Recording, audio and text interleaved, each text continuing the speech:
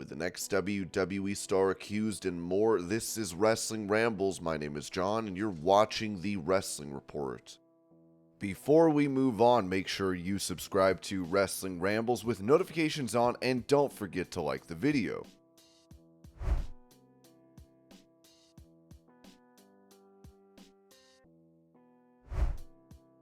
Revealing his plans to bring AEW programming back to Daily's Place, president of the company Tony Khan told Going Ringside both shows, Wednesday Night Dynamite and Rampage, will be filmed in Daily's Place, which is special. We still never brought Saturday Night Collision to Jacksonville. That's something I would really like to do, so stay tuned. I'll definitely be making sure we get Collision to Jacksonville because all the other AEW shows, especially Dynamite, have so much great history here, and the city of Jacksonville has been so great to AEW.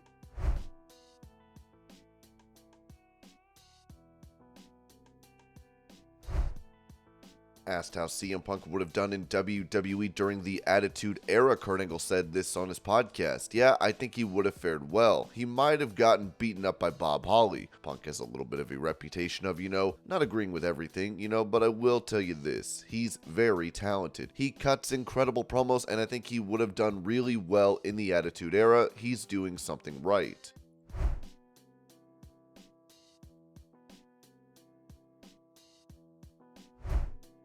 Recently, unsealed UFC documents of a deposition revealed the reaction to the backlash from CM Punk's pay in the promotion. As MMA Fighting wrote, it just happened recently again too. UFC CEO Dana White said in the deposition, we had some guy that was paid a certain amount of money and never, the professional wrestler that we brought in, not Brock Lesnar, the other one. CM Punk, the attorney asked. Oh yeah, White replied. People went crazy when they saw what he got paid, even the women. According to a copy of his contract unsealed in the lawsuit, Punk, the former WWE champ whose real name is Phil Brooks, jumped straight toward the top of the UFC's declared pay scale. His payout, a flat $500,000. Any money owed him through a separate letter of agreement. And for his first fight, and if and only if he defended a UFC title, a tiered pay-per-view bonus that kicked in at 200,000 buys. For top stars and champions, the UFC often pays a flat show purse and allows them to share in pay-per-view profits. They also often draft side letters that guarantee additional pay that is not disclosed to athletic commissions.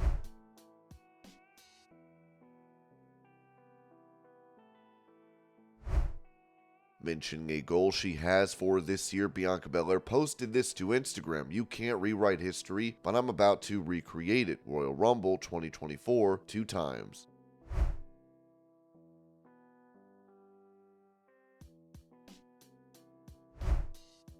As Logan Paul recently announced a buyback program for CryptoZoo NFTs, he would say this regarding the backlash, writing, I'll have to keep correcting community notes and helpful notes. Preventing them from regaining all the money they lost to Logan is horribly incorrect. I've stated multiple times this money was stolen from the community by bad actors, not me. It's outlined in the lawsuit that I filed in federal court, linked above. Another flaw, the only utility of Zoo was to purchase NFTs for the CryptoZoo game. Since this was never released, 88% of the money invested in CryptoZoo was lost. CryptoZoo didn't take any outside investment. An egg NFT cost 0.1 Ethereum. You didn't need Zoo to get one. There would have been no reason to spend more than a few $100 if people really wanted to play, let alone 16 million, a fabricated number. That's why I'm offering to buy back NFTs from players for the purchase price. Isn't the point of this system to verify and promote facts, not erroneous information?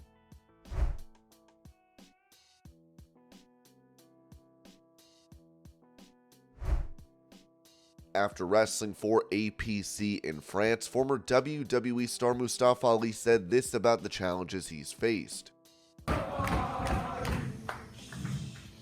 been thinking for more than the past 90 days, what's the first thing I want to say? And it's as simple as this, and if I tear up, I apologize, because I mean this from the bottom of my heart. Every upper management person that I've ever worked for in this industry has told me to my face, no one will ever cheer for someone named Mustafa Ali.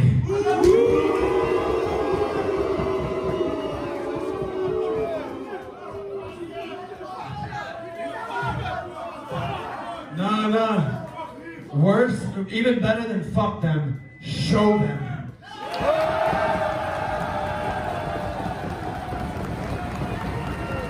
And to those people watching, right now I'm in a sold-out house at APC. And every single person in this building is chanting Mustafa Ali.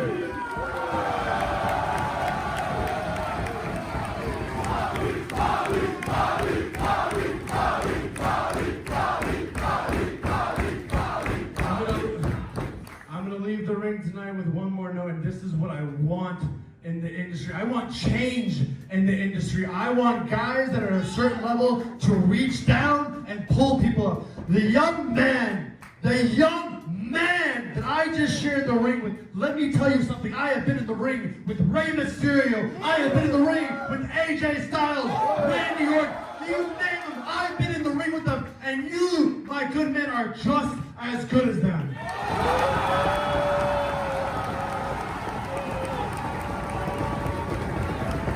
It was an absolute honor. This was for me more than you, trust me. It was an absolute honor to perform it. I landed this morning, and I have not slept.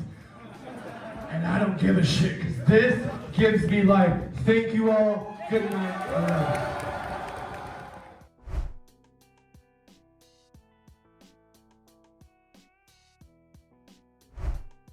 Following his interaction with The Rock from Monday Night Raw, Jinder Mahal said this about it to Sony Sports Network. I had many good points before Rock even came out. I was feeling confident until I was on the receiving end of, Rock gave me a spine buster. Up until then, I really believed that I had The Rock. I had his confidence choked. I could see the look in his eyes. I am the modern day Maharaja. He may be the people's champion. They were cheering him on. For someone who had no respect from the crowd, I think it did really well. I want to issue a challenge to The Rock. Anytime in India, you can step into the ring with the modern day Maharaja.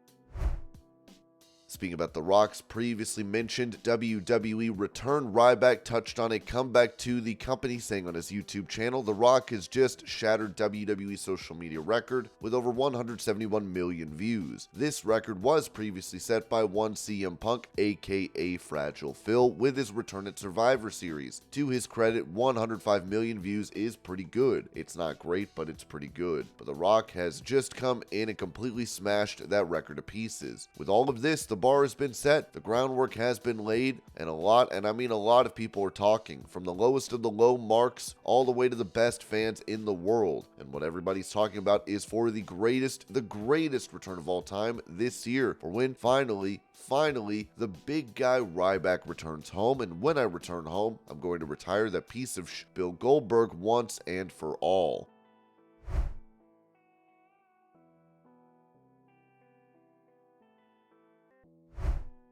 With former WWE star Matt Riddle facing off against Jacob Fatu, Matt Striker could be heard on commentary saying this: "How do you let this guy go? This guy is a star, a mega $1,000,000 star. I don't care what he does. How do you let him go? This is our coup de grace right here. Let's talk about the elephant in the room. The court of public opinion would love to see Jacob Fatu slap the taste out of Matt Riddle's mouth, but the court of public opinion does not convict. I'm sorry. I know it's the world in which we live, but it's not the case. He can do whatever he wants. He can kick your ass. Anyone out there has got a problem with him, step to him out on the street. Watch what happens. End of conversation." Striker would then issue this statement following backlash, writing, "I've given this a lot of thought, could not sleep. My critics are right. I was wrong. Tone deaf. Trying to use the guise of art or character portrayal is self-preservation. Thank you to those that shone light on this. It is now on me to stand in that light. I will be better."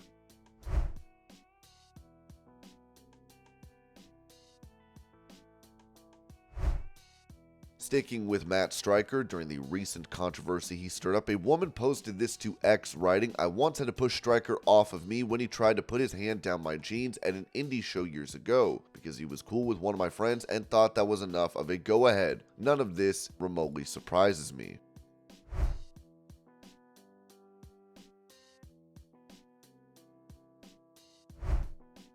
In a press release, Pro Wrestling Noah gave an update on Kota Ibushi, who underwent surgery, as it was said that Kota Ibushi's recent diagnostic results. Kota Ibushi, who sustained an injury at Pro Wrestling Noah's event on January 2nd, has been diagnosed with a right tibiofibular ligament tear and a right ankle lateral ligament complex injury as a result of a more thorough examination than his initial diagnosis. Ibushi is scheduled to undergo another detailed examination of his left leg and to concentrate on treatment. We will inform you of his progress as soon as we know more. We apologize for any inconvenience and concern this may cause our fans and other concerned parties, as we ask for their cooperation and understanding in light of the situation. Thank you very much.